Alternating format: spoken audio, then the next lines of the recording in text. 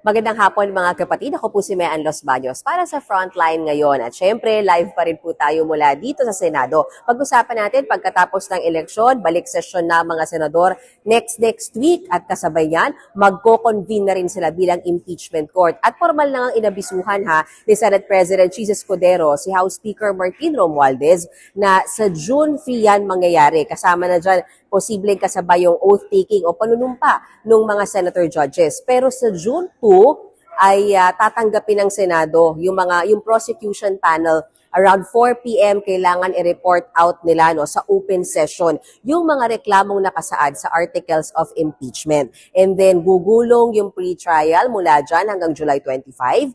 And then July 29, one day after na ika-4 na sona ng Pangulo, saka naman manunumpa yung mga bagong elect na mga senador bilang senator judges. After that ay yung trial proper na o yung impeachment proceedings na talaga.